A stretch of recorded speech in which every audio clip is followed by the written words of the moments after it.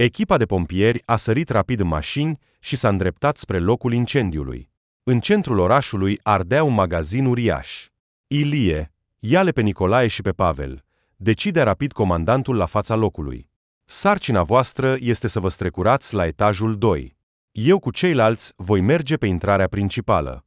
Într-o clipă, lângă clădire a apărut o scară, pe care salvatorii se cățărau repede. Ilie ar fi putut spune că în astfel de momente uita complet de sine. Creierul său era complet concentrat pe rezolvarea sarcinilor stabilite. Jos, deja se stabilise un loc de primire pentru victime, Ilie a văzut cum o femeie cu un copil ieșea pe fereastră. Încă o secundă, și salvatorul a fost lângă ea. El dădea instrucțiuni clare, spunea ce să facă. Dacă cazi, te vor salva. Nu te teme, acesta este un material special, nu se rupe. A arătat spre ceea ce salvatorii întinseseră sub ei, jos. Bărbatul și-a lăsat colegii și a alergat spre locul de unde venea fumul. A observat imediat pe podea o femeie. Era inconștientă. A ridicat-o în brațe și a dus-o la fereastră. Acolo, băieții au lăsat-o să coboare. S-a uitat repede în jur. Avea senzația că mai este cineva aici. A aruncat o privire înainte, acolo deja ardea un pasaj. Locul era extrem de periculos. Și-a închis căile respiratorii și a mers mai departe. A auzit o voce de copil. Timpul era foarte scurt. A mers în direcția corectă.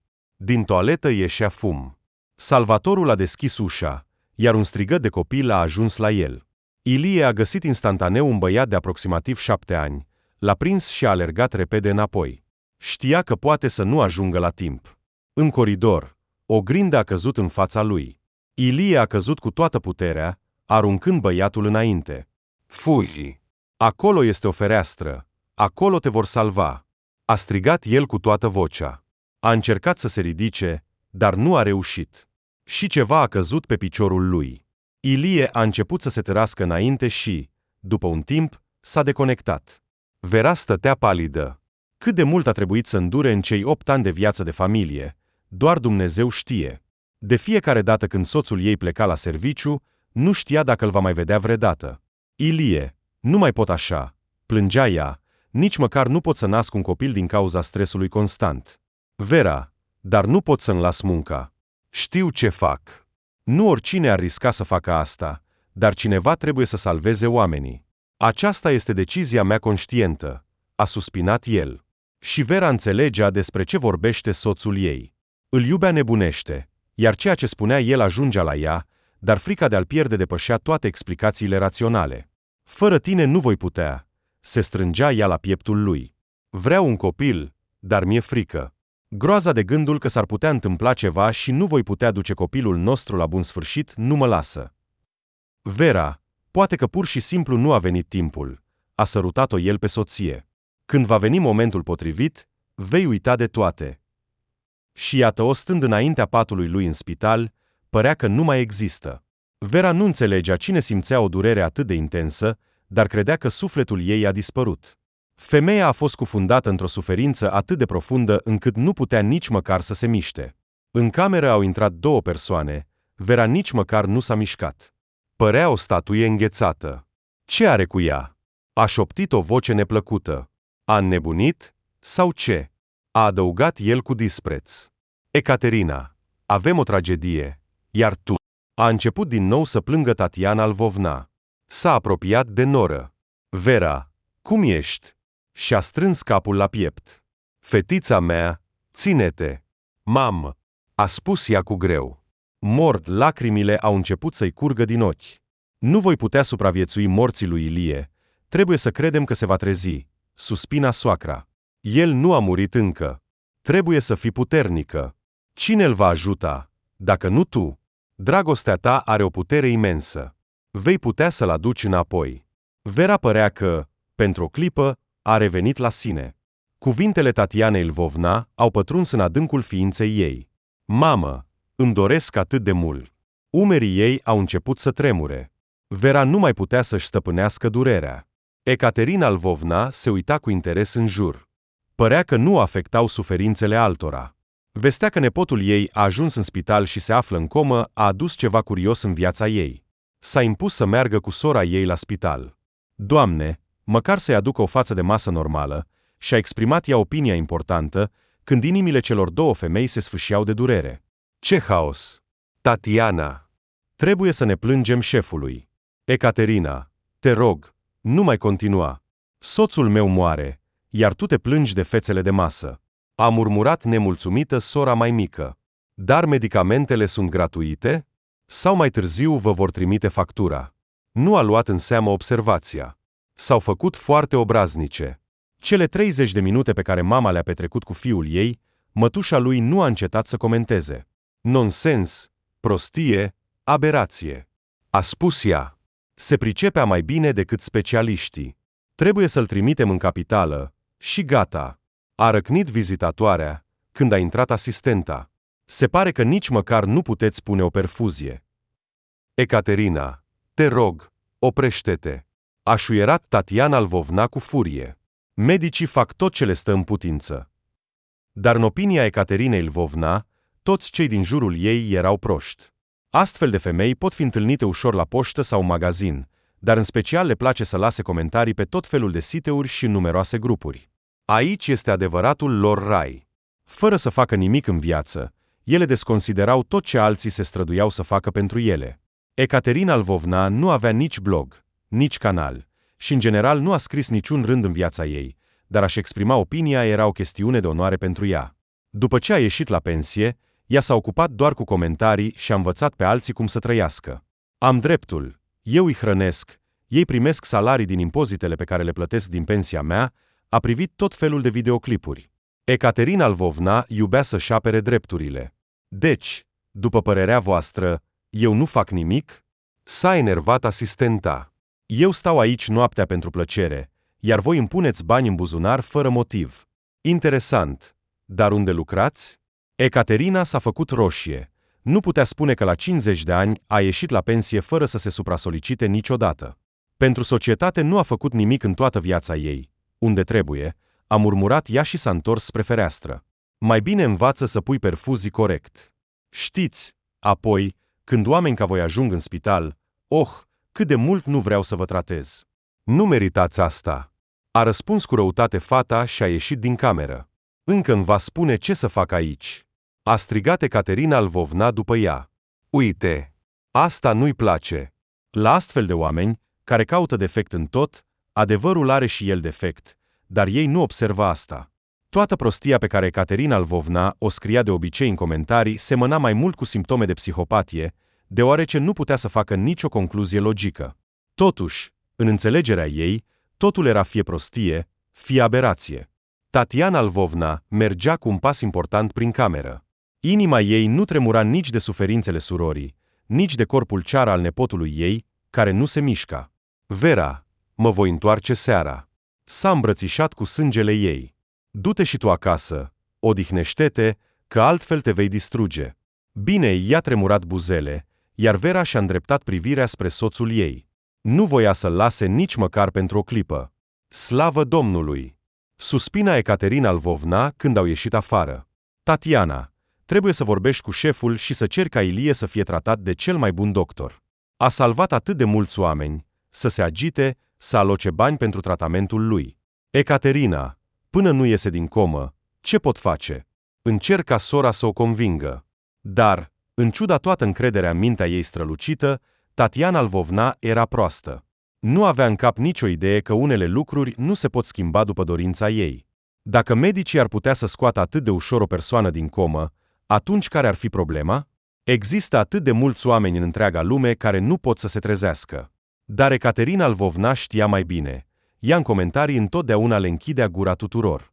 Telefonul ei era de obicei înfierbinte, dacă cineva îi făcea observații. Era o rușine, deoarece Ecaterina Lvovna nu greșea niciodată. Din exterior, oamenii inteligenți râdeau de ea, mai ales de prostiile pe care le scria adesea.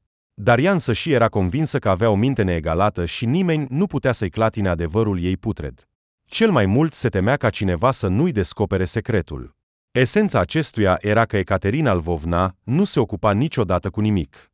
Toată creația ei consta în a scrie câteva rețete, arătându-le competitorilor că ingredientele ei sunt mai bune, dar arăta o adevărată creativitate. Pentru o femeie era ca și cum ar fi murit. Atunci ar fi trebuit să-și expună totul la vedere. Iar Ecaterina Lvovna, cât de mult se temea de critica altora. Critica pe alții, asta da. Dar dacă ar fi scris vreo poveste sau ar fi filmat un videoclip despre sezonul ei de grădină, iar astfel de invidioși ca ea ar fi scris că totul este prostie sau aberație, atunci Ecaterina Lvovna pur și simplu ar fi murit. Nu ar fi putut suporta o astfel de înfrângere. Recent, în grup, cineva a scris: cu cunoștințe de cauză, a spus sora. A fost un caz. Așa mama a cerut doctorului să-și transfere fiul în capitală și a obținut ceea ce dorea. Acolo l-au scos din comă. Ecaterin, ce vorbești? A suspinat Tatiana Lvovna. Ea deja se străduia să se controleze. Mai mult pentru noră, ca vera să nu se rupă. Asta nu se poate întâmpla doar cu un click de degete. Dar îți spun că se poate. Autoritatea s-a enervat. Tu, Tatiana, ești proastă. Așa că vei aștepta să-ți pierzi fiul. În cele din urmă, Ecaterina Lvovna s-a urcat în autobuzul ei, iar mama lui Ilie a suspinat ușurată. Știa de mult sora ei mai mare, dar aceasta era încă insuportabilă. Doamne, nimic nu te mișcă, a șoptit ea. Nici moartea soțului, nici înmormântarea fiicei, așa cum a fost fără inimă, așa a rămas. Ecaterina Lvovna a fost întotdeauna o autoritate în familie, nu suporta nicio contradicție din partea membrilor familiei. După ce a lucrat mulți ani într-un magazin de grădinărit, femeia nu a învățat niciodată să comunice politicos cu oamenii. De câte ori clienții s-au plâns directorului de grosolănia ei, dar nimeni nu voia să vândă semințe pentru un salariu mic. Ecaterina Lvovna era mulțumită de programul ei. Lucrând 2 zile cu 2 zile timp de 7 ore. Nu se împărtășea nici cu puținele cunoștințe pe care le-a dobândit în atâția ani. Și eu vă spun că Mazarine este mai bun. A strigat vânzătoarea în tot magazinul. Știu despre ce vorbesc. Nu mai stricați nervii. A strigat Tatiana Lvovna. Dar nu mi-a plăcut acest roșii. Se uita speriată la ea femeia. Vreau să aleg altceva. Nu se poate spune că viața personală a unei astfel de femei autoritare s-a desfășurat mai bine decât munca ei. Soțul ei, Tiu Fiac, cum îi spunea ea lui Vasil, nu i-a contestat niciodată și în general aproape nu vorbea cu ea. Dar soția găsea totuși un motiv să-l critice. În toate greșelile ei, soțul era de vină. Dacă nu erai tu, am fi vândut casa mai scump. Îi striga ea lui Vasil. În același timp, ea vindea terenul cu căsuța și se ocupa personal de toate. Dar, deoarece cumpărătorul a plătit în cele din urmă mai puțin decât se înțeleseseră, trebuia să găsească un țap ispășitor. Vasil era foarte convenabil în toate privințele. El aducea bani acasă pentru că lucra, se temea chiar să se îmbolnăvească cu o astfel de soție și în toate păcatele sale, Ecaterina îl acuza. În general, s-a descurcat destul de bine. Nu imediat, dar totuși a rămas însărcinată, deși la momentul căsătoriei Ecaterina avea 29 de ani. Maternitatea nu a schimbat-o prea mult. Ea, ca întotdeauna, știa totul mai bine decât toți, cum să comunice cu copilul. Angelina a crescut timidă, speriată, mama se bătea în piept și se lăuda tuturor despre cât de bine a crescut-o pe fiica ei. Din punct de vedere al iubirii umane, o iubea. Numai că, după cum se știe, o astfel de iubire se bazează pe control. Angelina nu putea să facă un pas fără știrea mamei. La 16 ani, fata s-a îndrăgostit și a început să se întâlnească reciproc cu un coleg de clasă. Ecaterina Lvovna nu a fost deloc încântată de această veste. I-a ordonat fiicei să pună capăt relației. Lena suferea teribil. Își dorea foarte mult să se întâlnească cu Maxim. Băiatul a riscat, iar ei au început să se întâlnească în secret. Și din nou, Ecaterina Lvovna a aflat despre asta. Așa de mult a chinuit-o pe fiică, încât aceasta a devenit asemănătoare unui robot. În primul an de facultate, Angelina s-a îmbolnăvit și a murit în curând. Dar Ecaterina Lvovna a dat vina pe medici pentru tot. Nu a spus niciodată cum și-a abuzat psihic fiica, cum îi provoca constant durere. Vasile a încercat să-și protejeze fiica, dar nici el nu putea să facă față soției autoritare. După moartea Angelinei, el nu a trăit mult. Ecaterina a avut grijă de el timp de 6 luni, i-a epuizat nervii, plângându-se cât de mult suferă. Toate grupurile și siteurile pe care le frecventa erau pline de lacrimile ei. Toți o încurajau, cineva chiar trimitea bani. Și, desigur, sora mai mare se băga mereu în viața surorii mai mici. O considera pe Tatiana o proastă și o eșuată. Nu doar că s-a căsătorit cu un idiot care apoi a lăsat-o cu un copil mic, dar nu înțelegea nimic în viață, pe când ea, Ecaterina, a făcut întotdeauna totul corect. Idiotă! Așa gândea ea despre sine în autobuz. Nu, în loc să nu se mai ia de medici, mama se numea. Uite, eu am construit pe toți când Angelina era bolnavă. Ecaterina Lvovna se mândrea cu realizările ei, iar aceasta, ca o mămăligă, a rămas proastă. Femeia a coborât la stația ei. Pentru astăzi avea planificat încă o treabă. Ați devenit complet obraznici. A intrat ea în magazin. Acum 2 zile am cumpărat de la voi margarină, iar aceasta era toată mucegăită. Ce? Intenționat otrăviți oamenii. Bătea ea cu pumnul în masă în fața vânzătoarei speriate. Păi, aduceți-o. În cele din urmă s-a revenit femeia. Acceptăm astfel de produse înapoi. Trebuie să lucrați normal. A scos ochii Ecaterina Lvovna. Stați aici, beți ceaiuri, nu faceți nimic. Da, cu voi beau ceaiuri, a răspuns femeia supărată. Numai asta faci. Cari, rearanjezi, deservi clienții. Uneori, în întreaga zi, nici măcar nu reușești să mănânci. Aha, știu eu cum lucrați voi aici. Dăm banii mei, a cerut Ecaterina Lvovna pe neașteptate, altfel voi scrie la procuratură. Nu pot să-ți returnez banii fără produs. S-a făcut roșie vânzătoarea. Atunci adu margarina. Dar eu am aruncat-o. Special, ca să nu o pui înapoi și ca altcineva să nu sufere din cauza escrocheriei tale. Dăm banii înapoi, altfel voi scrie la poliție despre tine.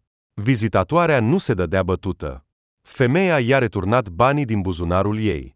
Nu putea să înregistreze produsul, deoarece acesta nu era disponibil, iar a dovedi ceva unei astfel de cliente era inutil, și știa asta. Ecaterina Lvovna s-a întors acasă mulțumită. A pus imediat apa la fiert, a scos biscuiții pe care i-a copt din margarina scandalos mucegăită. Da, avea o pată de mucegai pe el. Dar ce? A tăiat-o și a folosit produsul. Iată și pentru Tatiana. S-a zâmbit mulțumită sora. În sfârșit Dumnezeu i-a arătat cât de proastă este. Și Ilie ei nu va supraviețui, așa simte sufletul meu. Tot timpul se bagă cu bunătatea ei la toți, iar nora ei este perfectă, iar fiul lucrează la Emercom. Ilie este un adevărat erou, m-a săturat deja cu toate acestea. Ceaiul s-a terminat. Margarina s-a dovedit a fi deosebit de bună. Biscuiții se topeau în gură. Așadar, ce avem aici? S-a apucat Ecaterina Lvovna de treburile ei preferate. Să începem cu acest grup. Un videoclip oarecare. Se uita foarte atent. Trebuia să prindă toate detaliile. Crezi că ești cea mai deșteaptă? A râs ea cu răutate și s-a apucat de treabă. Ajunge cu prostiile pentru oameni. Autor, pentru tine plătește secția numărul 6. Dacă nu te priced la astfel de lucruri, atunci nu te apuca să vorbești despre ele, idiotă fără talent. Trebuie să fi fost o prostie să inventezi așa ceva, dar este o prostie completă. Cel mai interesant în această situație era că Ecaterina Lvovna nu putea niciodată să spună de ce o persoană greșește. Nu-și exprima opinia, nu aducea niciodată argumente. Încerca pur și simplu să desconsidere munca pe care altcineva o depunea. Sarcina ei era să desconsidere complet persoana, să facă astfel încât să se simtă rănit. De aceea, cuvintele erau alese, atât de dureroase și abstracte. Oamenii ca Ecaterina Lvovna nu puteau niciodată să spună de ce nu le place ceva, pentru că nu erau capabili să analizeze. Creierul lor nu funcționa în această direcție. Nu puteau să răspundă corect, nici să numească motivul nemulțumirii lor. Scopul lor era unul singur: să provoace durere unei persoane care a făcut ceva pentru alții, să-l umilească, să facă munca lui inutilă. Totul era folosit, și vocea nu era bună, și intervalele dintre cuvinte erau mari, și, în general, persoana folosea cuvintele greșite. În general, nu se putea critica conținutul, așa că se atacau calitățile personale. Puteai pur și simplu să scrii, nu mi-a plăcut, sau nu-mi convine această viziune. Dar jocul Ecaterinei Lvovna era destinat cu totul altceva. Prin natura sa, era un vampir de rețea, nu-i păsa deloc de faptul că cineva se străduia pentru oameni, făcea experimente, nu dormea nopțile. Se bucura enorm când autorul se simțea vinovat pentru ceva, când încerca să-i facă pe plac. Dar celor ca Ecaterina Lvovna nu le poți face pe plac. Poți să le arăți cea mai frumoasă pictură din lume și ei vor declara imediat că este prostie. Ecaterina Lvovna s-a apucat de treburile casnice. După comentariile ei inteligente, a simțit o revigorare. Femeia observase de mult că dacă spui cuiva ceva rău, atunci sufletul se simte atât de bine. Întreaga ființă se află în pace deplină. Dar la 6, inima ei a sărit, a uitat complet să o controleze pe sora mai mică. Cum ești? A sunat-o pe Tatiana Lvovna. Ține-te în frâu. Îți spun așa, nu te amăgi cu speranța, pregătește-te pentru cel mai rău. Ecaterina. Dacă moare, auzindu-se plângând, Ilie, băiatul meu. Ei bine, toți suntem muritori, a întrerupt-o sora. Eu, uite, trăiesc singură de mulți ani, și nimic, și tu te vei descurca. Ecaterina Lvovna nu avea în cap nicio dorință de a-i arăta surorii compasiune sau de a-i însăfla vreo speranță. A așteptat asta de mulți ani. Așa că Angelina ei a murit, iar Ilie Tatianei nu doar că a crescut, ci a și prosperat, a devenit un erou. Așa îi trebuie. Bine, hai, mâine dimineață te sun.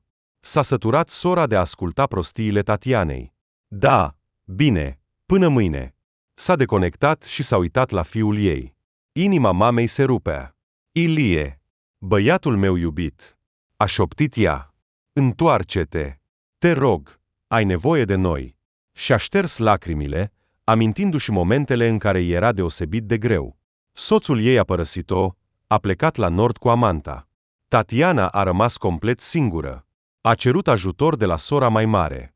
Vânduseră de mult casa părinților, împărțiseră banii. Atunci, Tatiana cu Petru au cumpărat o mică casă temporară. Cere-i pensie alimentară, o presa Ecaterina. Altfel, uite, a făcut un copil, dar nu vrea să plătească. Dar nu era atât de simplu. Tatiana trebuia să lucreze. A mers de câteva ori în instanță, dar Petru nu a reacționat deloc la cererile ei. Și, în cele din urmă, a renunțat la asta. Cu mare dificultate, Ecaterina i-a împrumutat bani, dar cât de multe nervi a consumat atunci sora mai mică. Ești proastă, Tatiana, depune plângere în toate instanțele, o învăța Ecaterina, nu te lăsa de el. Dar acum am nevoie de bani, plângea ea, Ecaterina, trebuie să-mi hrănesc copilul. Iar eu ți-am spus, el este un om nesigur, continua Ecaterina să-și susțină punctul de vedere. Uite, m-am căsătorit cu Vasil și trăiesc ca în rai, iar tu ți-ai risipit toată tinerețea și te-ai căsătorit cu un idiot. Oh, de câte ori Tatiana a decis că va rupe legătura cu sora ei pentru totdeauna. Dar părinții lor muriseră, rămăseseră singure, și de fiecare dată sora mai mare îi apăsa pe mila ei și Tatiana se supunea. Trebuie să ne ținem împreună, o certa Ecaterina. Dacă nu eu, atunci cine te va ajuta? Dar adevărul era că Ecaterina nu oferea niciun ajutor surorii mai mici. Încerca să o zdrobească. Chiar și atunci când Tatiana făcea așa cum îi spunea, Ecaterina se răzgândea. Spunea că mâinile Tatianei cresc dintr-un loc. Ilie va supraviețui, a spus Tatiana Lvovna cu răutate, și nu-mi pasă ce crede ea.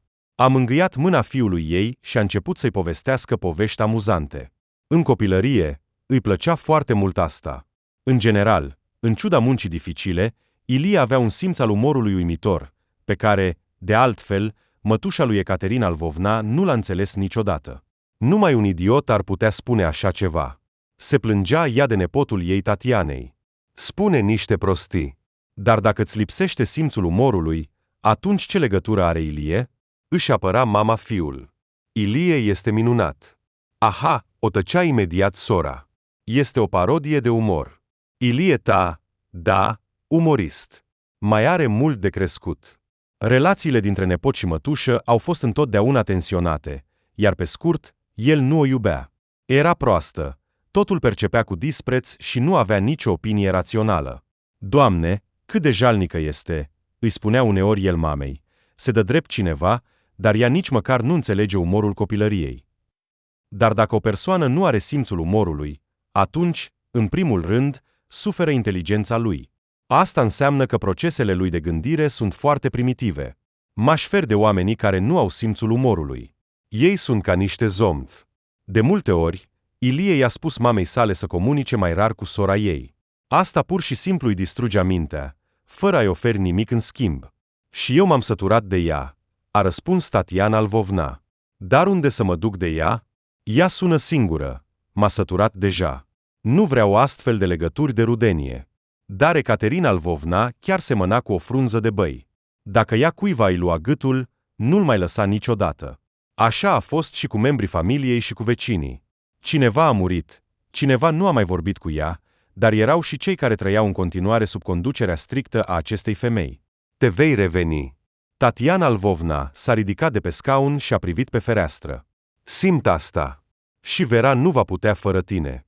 Te iubește foarte mult. Băiete, ești încă foarte necesar aici. În mamă a început să se nască o oarecare încredere. S-a liniștit puțin. Afară, de mult timp, ardeau felinarele, era toamnă. Trebuia să continue să trăiască cumva. Vera zăcea pe pat, nu avea deloc putere. I s-a dat o vacanță de 2 săptămâni, dar nu se descurca. Parcă murea, simțea cum viața se stinge în ea.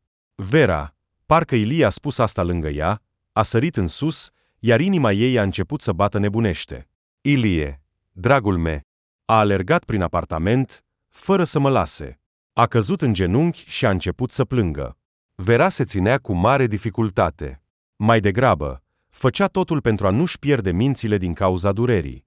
Știa, desigur, că munca lui Ilie este periculoasă. Parcă a așteptat toți acești ani un astfel de rezultat, dar inima ei nu credea că viața lui ar trebui să se încheie chiar acum. Te rog, nu muri. Cumva, Vera s-a ridicat, a ajuns la bucătărie, pentru că gâtul ei era uscat, voia foarte mult să bea. S-a întors în dormitor. Creierul ei obosit, în sfârșit, s-a deconectat și a căzut într-un somn adânc. Următoarea dimineață nu a adus ușurare. Vera, cu ochii stinși, s-a dus la spital. Nu mâncase normal de câteva zile, așa că simțea amețelii puternice. Pe la 10, soacra ei a sunat-o. După muncă, promisese că va veni la ea. Poate că asta a salvat-o pe Tatiana Lvovna. La biroul ei, s-a distrat puțin, mintea ei se adâncea în treburile curente, iar femeia se odihnea puțin de lupta constantă. Totul va fi bine, vorbea Vera cu soțul ei. Ilie, vara aceasta vom merge neapărat la mare. Știi, simt că voi putea rămâne însărcinată. Și dintr-un motiv oarecare, mi se pare că primul nostru copil va fi un băiat. Va semăna cu tine. Tu îl vei crește curajos și îndrăzneț. Cu timpul, Vera a început să se liniștească puțin. Durerea că Ilie zăcea fără cunoștință, desigur, o speria în continuare, dar a început să simtă o putere interioară. Nu te voi părăsi niciodată, îi mângâia ea părul întunecat al soțului. Ilie, întoarce-te. A trecut o săptămână. Și Vera a început să înțeleagă că se va aduce la capăt dacă va continua în același mod. Dar dacă Ilie își va reveni, iar ea nu va fi lângă el, va fi mai bine așa? De îndată ce a înțeles asta, a început să se recupereze. Treptat, apetitul ei a început să revină, iar somnul s-a îmbunătățit. Vera a început să-și spună că Ilie se va întoarce neapărat. Simțea că așa va fi, iar asta îi dădea optimism. Și iată că, după câteva zile, în salon au intrat din nou 2 vizitatoare. Ecaterina Lvovna trebuia să controleze totul. Vera nu o plăcea. Se poate spune că nu suporta mătușa soțului ei. Pur și simplu, femeia era într-o stare atât de deprimată, încât nu-i acorda atenție până atunci.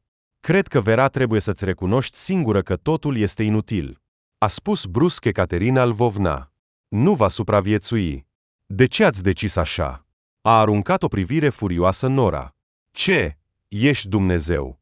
Pur și simplu, eu am trăit mai mult decât tine și știu. Mătușa lui Ilie nu se aștepta la o astfel de rezistență. Eu am întotdeauna dreptate. Numai nu în asta, a privit-o Vera. În cazul lui Ilie te înșeli. Se va recupera. Oprește-te, a cerut-o din nou sora. Nu este momentul pentru predici acum. Dar o oarecare Vera a afectat grav autoritatea acestei femei știutoare. Nu avea de gând să se predea. Și eu îți spun, el moare, așa că nu te mai înșela cu false speranțe, a adăugat Ecaterina Lvovna. Ilie va trăi, nu-i scăpa ochii de pe ea Nora, și nu-mi pasă de părerea ta. Este întotdeauna greșită. Ești oarbă și surdă, așa că nu înțelegi nimic din viață. Într-o clipă, a observat cum s-a înroșit mătușa lui Ilie, dar Vera nu avea de gând să mai tolereze prostiile ei. Ecaterina, tu chiar înțelegi ce spui? A început să se certe cu ea Tatiana Lvovna. Și eu spun tuturor că va muri. Nu se potolea proasta plină de sine. Mai are câteva zile. Du-te de aici! A strigat Vera. Să nu mai pui piciorul aici. Ecaterina Lvovna se uita speriată la soră. Aștepta ca aceasta să-i sfâșie gâtul nurorii. Dar ea se zbătea de furie. Ți s-a spus să taci. Totul. Pleacă. Nu vreau să te mai văd sau să te mai aud. A susținut Tatiana Lvovna credința. Sora mai mare, neagră de furie, a ieșit din salon. A suferit o înfrângere totală. Și de la cine? De la idioata Tatiana și de la nora ei proastă. Dar vom vedea noi cine are dreptate. Agita ea pumnii pe drum. Mamă! A strigat Tatiana Lvovna. Nu vreau să o mai văd. Și nora a început să plângă. Nu se va mai întoarce. A luat o decizie foarte dificilă mama lui Ilie. Nici eu nu o voi mai suporta. Atâția ani mi-a torturat sufletul. Dar totul, m-am săturat. Ecaterina Lvovna, nebunește furioasă, s-a întors acasă. De supărare, a aruncat geanta pe podea, iar după ce s-a mai liniștit puțin, a apucat telefonul. Prostie! Numai un monstru ar putea scrie așa ceva. S-a apucat de treaba ei preferată. Da, astfel de gramatici ar trebui trimise în colâma. Femeia a desconsiderat tot ce îi cădea în mână. Totul era greșit și nu era bine. Ecaterina Lvovna era într-o stare specială în acea zi. Tatiana a susținut-o pe nora ei, această mătușă complet neimportantă pentru ea. Ea l-a respins pe sora ei. Proastă! Ecaterina Lvovna nu putea să se mulțumească cu comentariile ei disprețuitoare. Încă tu vei veni la mine să-mi ceri iertare. Eu sunt singura ta rudă. După ce al tău Ilie va muri, vei veni singură la mine. Într-o astfel de stare, femeia a stat câteva zile. A evitat intenționat să sune sora mai mică și nu a întrebat cum le merge. Nu putea fi vorba de vreo scuză. Ecaterina Lvovna avea întotdeauna dreptate, iar aceste idiote urmau să se convingă de asta în curând. Din acea zi, Ecaterina Lvovna a început intenționat să ofere vecinilor și tuturor doritorilor fapte distorsionate. Da, viața lui atârnă de un fir de păr. Cu spume la gură, a dovedit unei cunoscute. Doctorul i-a dat lui Ilie maximum o lună, iar apoi totul. Așa tânăr. Își clătina capul. Va muri Ru, salvând mama și copilul. Așa ceva rar întâlnești acum. Ei, ai găsit din cine să faci Ru, a răspuns sarcastic Ecaterina Lvovna. Știu eu cum a salvat-o. Femeia cu copilul s-a apropiat de fereastră, iar lui Ilie i s-a spus că într-o cameră a rămas o geantă cu mulți bani, așa că el a vrut să câștige. Astfel de eroi trebuie împușcați, nu se sfia în expresii. Ce? Tu ce? I s-au aprins ochii bârfitoarei. Ei, trebuie să... Înseamnă că Tatiana a răspândit zvonul că el a salvat pe cineva. Zoia, poți să-mi crezi, știu toată povestea lor. Nu voi minți, i-a făcut cu ochiul Ecaterina Lvovna. Ei, atunci așa-i trebuie. Se înfuria cunoscuta. Uite, s-a dus special să lucreze la Emercom pentru a fura în astfel de situații. Ce ai crezut? Bani ușori. Cineva a murit deja, așa că poți să-i răsfoiești buzunarele și să pui ceva în al tău, a observat cu importanță sora Tatianei. Ecaterina Lvovna era gata să facă orice pentru a se răzbuna pe rudele ei. Nu era doar jignită, era respinsă, iar asta nu se poate ierta. Și așa se întâmplă întotdeauna, că astfel de oameni la început au noroc, iar adevărul le este dovedit, dar apoi totul se întoarce în direcția opusă, iar același impuls îi pedepsește crunt pe cei care l-au trimis. Așa s-a întâmplat și cu Ecaterina Lvovna. Totul mergea bine pentru ea. Mizeria pe care o turna pe Tatiana și fiul ei, dar și pe Vera, nu-i aducea satisfacție. Cu atât mai mult, cu cât evenimentele se desfășurau, cu atât mai curioasă devenea Ecaterina, ce se întâmplă acolo. Tatiana nu i-a sunat niciodată și, în general, nu a făcut nicio încercare de a se împăca cu ea. Asta nu se încadra în nicio limită. Cum putea cineva să se comporte așa față de sora ei mai mare? Nu! A dat deoparte telefonul Ecaterinei Lvovna. Nu o voi suna niciodată prima, chiar dacă aș fi pe moarte. Apropo, i-a plăcut această idee, dar cum să o folosească, femeia nu știa încă. Au trecut încă câteva zile și s-a întâmplat un eveniment foarte important. Ecaterina Lvovna nici măcar nu se aștepta să aibă atât de mult noroc. Femeia s-a dus în centrul orașului. Trebuia să cumpere ceva, dar în principal mergea acolo pentru bârfe. În ochii Ecaterinei Lvovna, Vecinii ei erau oameni primitivi, cu care nu era de discutat. Mulți nu erau în grupuri, nu scriau comentarii, iar acestea erau cele mai importante evenimente din viața Ecaterinei Lvovna. Mă voi opri la Nadejda, plănuia ea, stând în autobuz, la ea întotdeauna sunt multe noutăți. Nadejda era o mică antreprenoare care vindea semințe și tot felul de mărunțișuri pentru grădină. Și cum Ecaterina Lvovna a lucrat în acest domeniu mulți ani, a încercat de mai multe ori să o pună la punct pe această răsfățată. Așa s-au cunoscut. Dar apoi femeia a realizat că Nadejda era dispusă să-i facă o mică reducere, iar ea îi plăcea să vorbească. Așa că Ecaterina Lvovna a lăsat-o în pace și a început să-i promoveze produsele prietenilor ei. Salut, Nadinka!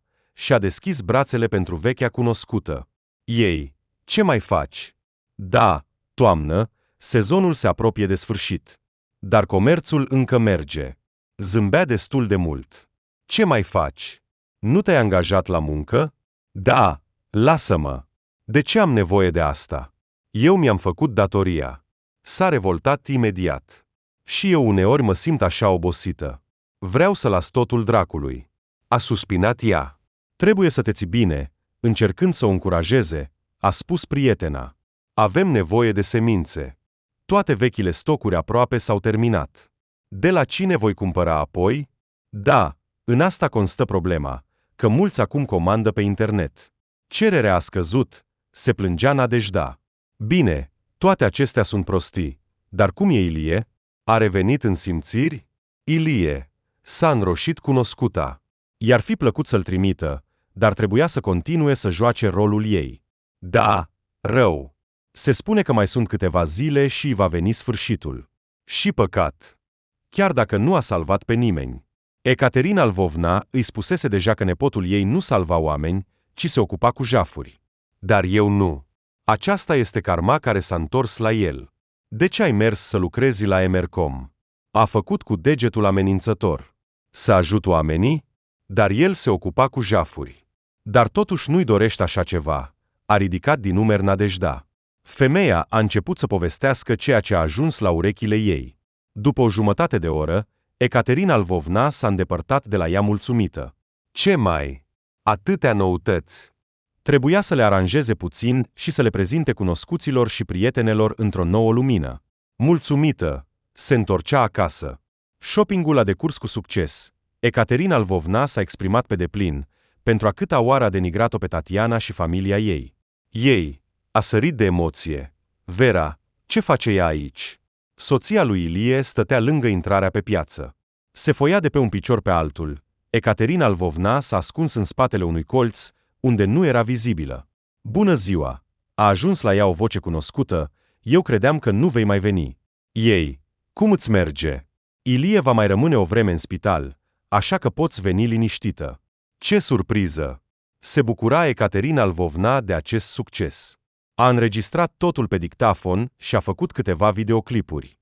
În ele, Vera stătea cu un necunoscut și vorbea drăguț. Femeia a așteptat să se despartă. Iată-le pe tăcut. Și cum se zbătea pentru Ilie. A râs sora Tatianei. Și are un iubit. Ce proastă e Tatiana! A schimbat-o pe mine pe această vârtej. Ei bine, acum vă voi arăta tuturor. Oh, cât de distractiv va fi! Ecaterina Lvovna se grăbea spre casă. Îi plăcea să-și revadă dovenile din nou și din nou. Ei bine, uite, îi spune, vino la mine acasă. Ilie este în spital, se freca femeia pe mâini. Dar ce să facă mai departe nu știa. Nu putea pur și simplu să sune sora. Trebuia să găsească un motiv. Galia a sunat-o pe prietenă. În vocea ei se simțea slăbiciune și respirație. Galina, sună-o pe Tatiana. Nu răspunde la telefon. Spune-i că mi-e foarte rău. Cred că mor. Ecaterina, ce ai? S-a speriat o veche cunoscută, care uneori era pe o poziție bună la prietenă. Ce? Mi-a crescut tensiunea. Acum chem ambulanța. Nu trebuie. Trebuie doar să ajungi la Tatiana, a implorat ea. Vreau să o văd înainte de moarte. Spune-i să vină.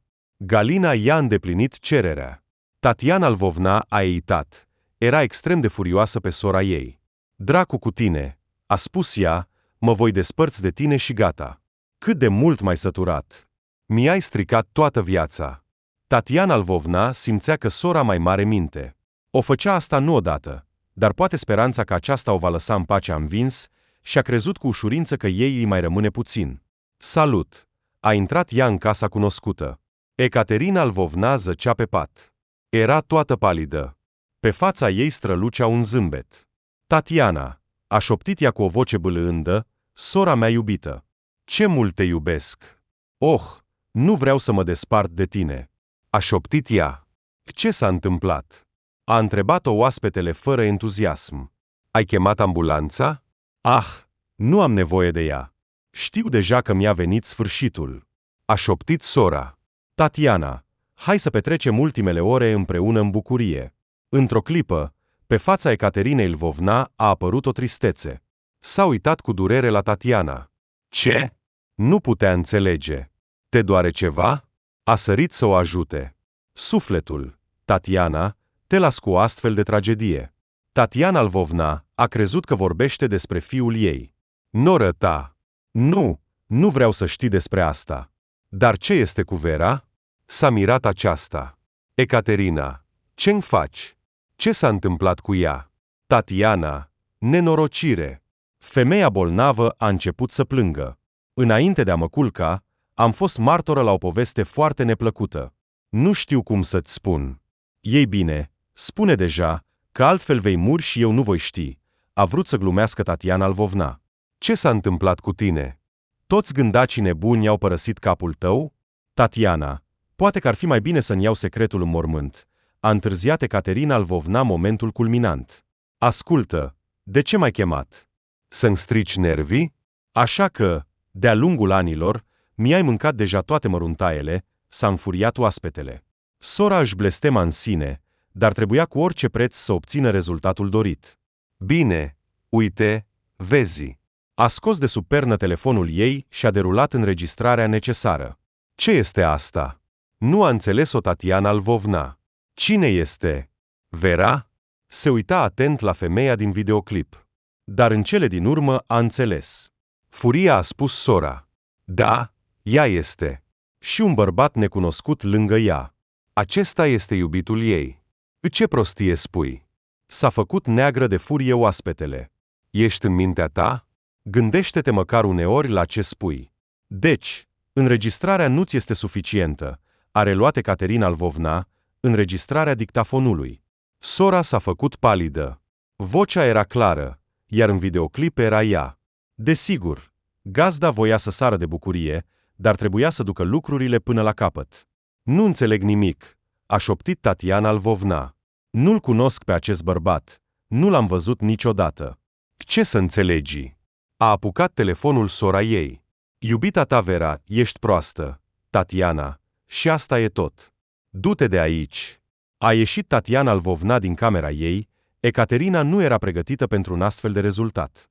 A sărit după ea în cămașă de noapte, dar era deja prea târziu. Oaspetele a ieșit pe ușă și a alergat într-o direcție necunoscută. Doamne, cum poate cineva să fie atât de idiot?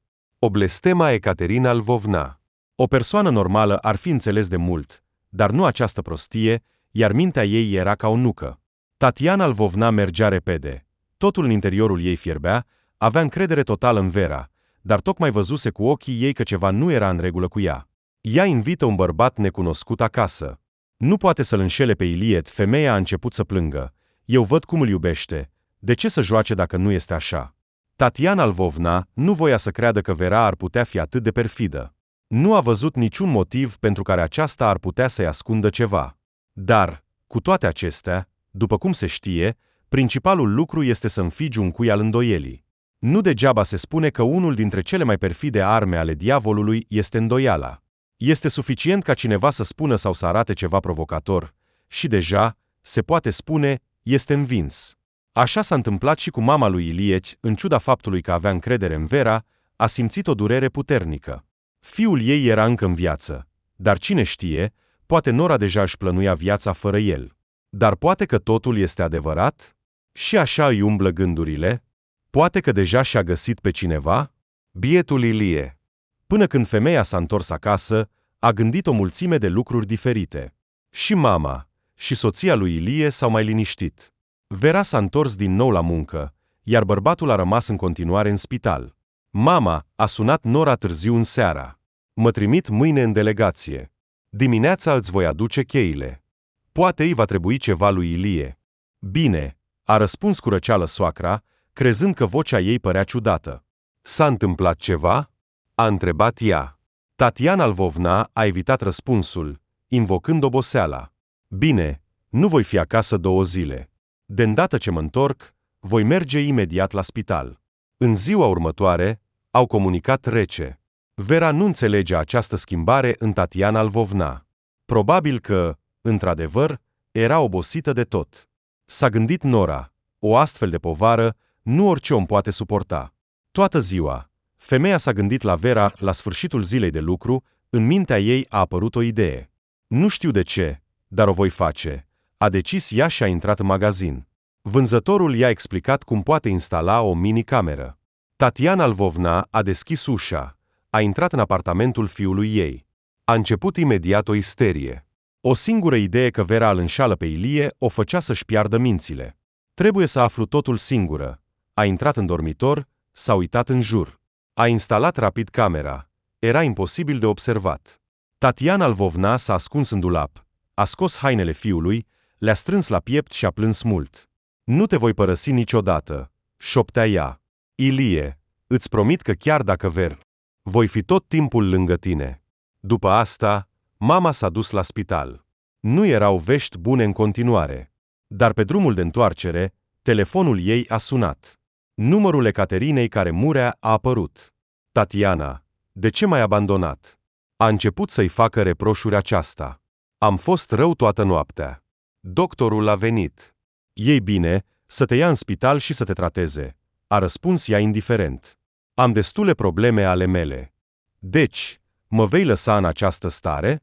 În vocea Ecaterinei Lvovna se simțea nemulțumire. Da, a răspuns scurt sora și a închis. Încă nu am nevoie de capriciile tale. Totul, nu mai ești necesară. Ce proastă! Striga și se zbătea Ecaterina Lvovna. Am făcut atât de mult pentru ea. Am prins-o cu naiba, iar ea nu a reușit femeia să obțină efectul pe care l-aștepta. Nu simțea triumful și victoria. Am depus atât de mult efort pentru a o prinde pe Vera ta, iar tu, nenorocito, nu acorzi nicio atenție. Agita mâinile sora mai mare. Cum a fost proastă, așa a rămas, iar mormântul nu a corectat o astfel de mizerie ca tine. Dar Ecaterina Lvovna nu se putea liniști. A decis să continue să o preseze pe Tatiana. Era gata să treacă peste mândria și principiile ei. Principalul lucru era ca Tatiana să se întoarcă din nou în cuibul ei natal. Tatiana Lvovna nu avea deloc dispoziție. Suspecțiile nurorii o epuizaseră complet. Contradicțiile din mintea ei o făceau să-și piardă mințile. Dar nu poți iubi o persoană și să te culci cu un alt bărbat în același timp, nu se încadra în mintea ei, așa ceva nu se poate. Zilele au trecut repede, Tatiana Lvovna a așteptat cu groază momentul în care va putea viziona înregistrările de la cameră. Și în primele zile totul a decurs bine. Nimeni nu venea la Vera. Tatiana Lvovna voia deja să se scuze în fața ei și să-i mărturisească totul, dar din nou s-a amestecat sora mai mare. Tatiana, salut, dragă! A sunat-o din nou. Ascultă, dar am văzut-o din nou pe Vera ta pe piață cu acest bărbat. De data aceasta, el o îmbrățișa. Sora a tăcut, temându-se să audă continuarea. Maxilarul ei tremura. Și femeia a început să plângă. Și ți-am spus, a simțit Ecaterina Lvovna slăbiciunea ei. Tu niciodată nu ai știut să te descurci cu oamenii. Eu ți-am spus că ea este necredincioasă lui Ilie. Tatiana Lvovna a închis telefonul. A decis să aștepte încă câteva zile și apoi să vorbească cu nurorile. Nici nu te gândi, se înfuria Ecaterina, nu te voi lăsa în pace. Până nu te întorci la mine, te voi presa ca pe o lăcustă. Mama lui Ilie a căzut într-o depresie atât de profundă încât nu mai voia să trăiască. Pe de o parte, Ilie nu revenea la viață, iar pe de altă parte, Nora care l-a trădat. După conversația cu Ecaterina, Tatiana a început să aibă mai multe îndoieli în credință. Sora mai mare știa foarte bine meseria ei. A practicat mulți ani în a-i ajuta pe oameni să iasă din starea de echilibru. Tone de comentarii negative, gânduri stupide și raționamente primitive ale multor oameni, de fapt, îi aduceau într-o stare de stupor. Și iată că, din nou, Când Tatiana Lvovna verifica camerele, l-a văzut. În dormitorul Verei a intrat un bărbat frumos, semăna cu cel pe care îl văzuse lângă piață.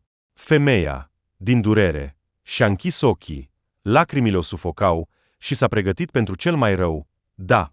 De ce a mutat patul? Tatiana Lvovna se uita uimită. A adăugat sunet. Dispozitivul îl vom pune aici, a spus un necunoscut. Va trebui să facem multe sesiuni, dar cred că există întotdeauna o șansă. Ce dispozitiv? Femeia nu putea înțelege ce plănuia. Vrea să repare apartamentul după moartea lui Ilie. Patul lui e mai bine să fie pus lângă fereastră, continua bărbatul. Atunci voi putea lucra aici, a arătat el spre colț. Trebuie să înțelegeți că va costa mult. Eu voi aduce tot echipamentul aici. Sunt de acord. Am vândut toate bijuteriile, am împrumutat bani, a răspuns Vera. Dar te rog, adu-l înapoi. Medicii mi-au refuzat vizita ta. În opinia lor, metoda ta este o înșelătorie. Ei bine, da, a suspinat el, acupunctura există mult mai mult decât medicina lor oficială, dar oricum nu le poți dovedi nimic. Bine, toate acestea sunt prostii. O sesiune poate dura până la 2 ore. Va trebui să fac o mică descărcare pe toate punctele semnificative, iar asta este o cantitate uriașă de variante. Sunt de acord. Dar, te rog, se poate seara? S-a rugat Vera. Nu pot acum să-mi las munca. Voi semna orice document că echipamentul tău va rămâne în siguranță. Ilie va fi externat în 3 zile. Putem începe imediat. Tu cum ești? Da, aș începe chiar astăzi. Dar dacă medicii nu mă lasă, nu pot face nimic, a explicat bărbatul. Voi face totul. Voi găsi atâția bani cât sunt necesari, a plâns Vera. Dar te rog, adu-l înapoi.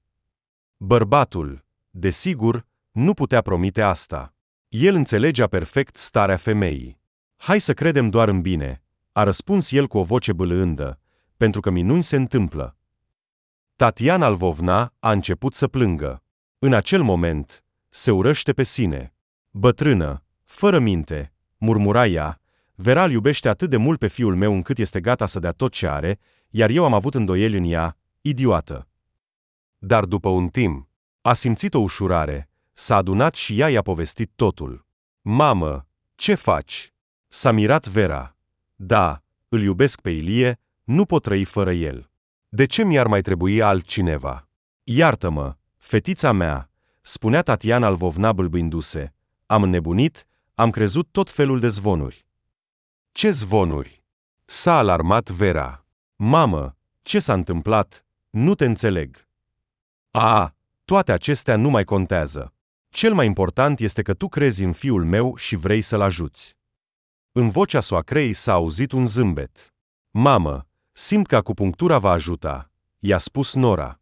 Am vorbit cu medicul curant și cu cel principal, dar ei au refuzat să lase specialistul, așa că a trebuit să așteptăm până când Ilie va fi lăsat să vină acasă. El se va recupera cu siguranță. Și a plâns. Mamă, Ilie se va întoarce la mine și la tine. În acea seară, totul s-a schimbat în viața Tatianei Lvovna. S-a convins din nou cine era sora ei. Avea impresia că i-a fost dată ca soră doar pentru a ura atât de mult încât să nu mai comunice cu ea. Și iată că acest moment a venit. Tatiana Lvovna era sigură că, după acest incident, Ecaterina trebuie să plece din viața ei pentru totdeauna și în niciun caz nu trebuie să mai cedeze manipulărilor ei. Nu a durat mult. În dimineața următoare, Ecaterina Lvovna era deja acolo.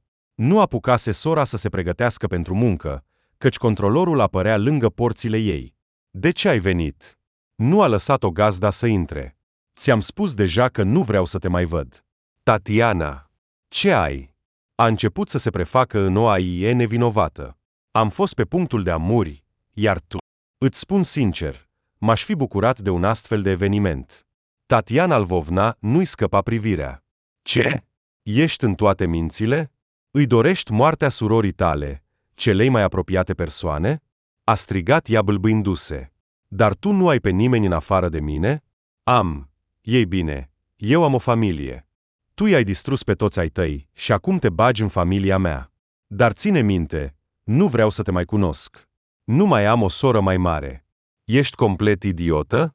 Dar Ilie al tău va muri în curând. Iar Vera s-a dovedit a fi o desfrânată. Nu se dădea bătută Ecaterina Lvovna. Cine ți-a spus asta? Demonicul care comunici constant.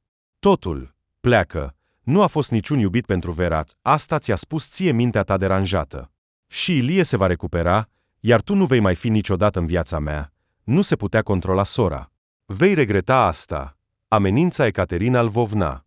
Făcătoare de rău. Cum te mai poartă pământul? Dar nimic. Dumnezeu te va pedepsi pentru tot. Prima dată în toată viața, Tatiana a arătat caracter. Așa ceva nu s-a mai întâmplat niciodată, dar rezultatul a fost pur și simplu uluitor. Ecaterina Lvovna a simțit imediat că legătura dintre ele s-a rupt. Tatiana nu o va mai urmări, iar asta însemna doar un lucru: singurătate și tristețe. Du-te dracului! A înjurat ea și s-a urcat în autobuz. Picioarele mele nu vor mai călca în casa ta.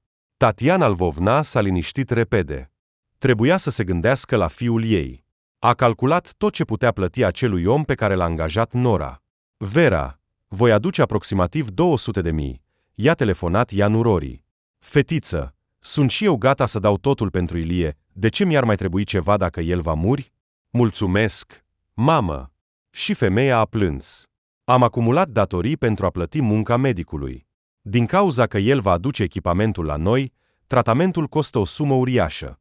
Ne vom descurca, a susținut-o Tatiana Lvovna. Voi lua un credit, în ultimă instanță voi vinde casa.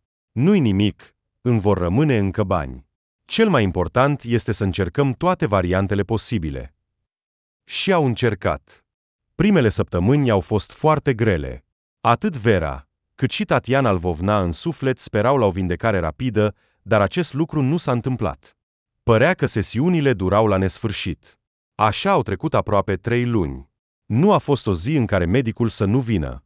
Femeile au angajat o bonă care avea grijă de Ilie când ele erau la muncă. Era o zi de ianuarie extrem de rece, se apropia sfârșitul, iar vremea s-a stricat atât de mult încât părea mai degrabă un cataclism natural. Vera se pregătea să meargă la muncă. Acum trebuia să vină vecina care stătea cu soțul ei în timpul zilei. Femeia era deja epuizată, dar acum, mai mult ca niciodată, nu putea să-și lase munca. Avea nevoie de mulți bani pentru a continua tratamentul. Vera a intrat la soțul ei, a aruncat o privire fugare asupra patului său și degetele lui se mișcau. A scăpat paharul din mână. Ilie! A alergat ea spre soțul ei. El nu deschidea ochii, iar Vera a început să se uite la mâinile lui. Pe una dintre ele, un deget s-a mișcat din nou. Vera, ca o nebună, a început să-l sune pe medic. Acesta a ascultat-o cu greu, pentru că ea plângea continuu. Este un semn foarte bun. Trebuie să continuăm tratamentul, s-a încurajat el. Există șanse ca în curând să iasă din comă. Cu mare dificultate au trecut următoarele 3 zile, iar aproape noaptea, Ilie a deschis ochii. Mamă, s-a trezit. A strigat Nora la telefon. Da, mă recunoaște, dar încă nu vorbește. Tatiana Lvovna, ca o nebună, a chemat un taxi și s-a grăbit la fiul ei. Acolo a venit și doctorul. Ei bine, acum totul va fi bine. Zâmbea el mulțumit. Acum se va recupera repede. Ilie, fiule, mama nu se putea desprinde de patul fiului ei. Comoara mea, Doamne, mulțumesc! După o săptămână, Ilie putea deja să vorbească. Medicii de medicină chineză și-au luat echipamentul, și-au făcut treaba. Acum Ilie era vizitat de medicul de familie, iar el se recupera rapid. Deci, până la urmă te vei întoarce? Întreba soția lui Ilie printre lacrimi. Aproape că te-am pierdut. Vera, dar dacă eu nu voi lucra, atunci cineva va pierde mereu pe cei dragi. Asta este vocația mea. Te iubesc, dar mi-ar plăcea să mă înțelegi. Te înțeleg. Nu te voi mai împiedica în munca ta. L-a îmbrățișat ea pe soț. Poate că motivul a fost stresul puternic, sau poate că în viața Verei a avut loc din nou o minune. Dar după 4 luni, femeia a rămas însărcinată și a născut un fiu lui Ilie, iar Tatiana Lvovna s-a concentrat complet asupra nepoțelului, a renunțat la muncă, a ajutat Nora. Foarte repede, femeia a uitat că odată a avut o soră mai mare. Și de îndată ce s-a întâmplat asta, viața ei s-a schimbat în bine. Tatiana Lvovna a găsit în sfârșit liniștea mult așteptată și a experimentat o adevărată fericire în viață. Iar Ecaterina Lvovna nu a reușit să se împace cu înfrângerea ei mult timp. A făcut tot felul de lucruri. În oraș circulau zvonuri nebune pe care le răspândea, încât putea fi imediat identificată. La început, oamenii îi credeau, dar timpul a trecut, iar Ecaterina Lvovna a început să fie percepută ca o babă ieșită din minți. Aha, crezi că dacă ai scris o asemenea prostie, eu voi trece cu vederea? Scria ea cu furie comentariile sale. Spectatorii ei ofline au început să se dercă de ea, Ecaterina Lvovna își pierde autoritatea. Dar putea compensa ușor toate acestea prin rețelele sociale, acolo femeia putea fi ea însăși. În ciuda faptului că Ecaterina Lvovna era încă convinsă de dreptatea și superioritatea minții sale, ea și opinia ei nu mai interesau pe nimeni.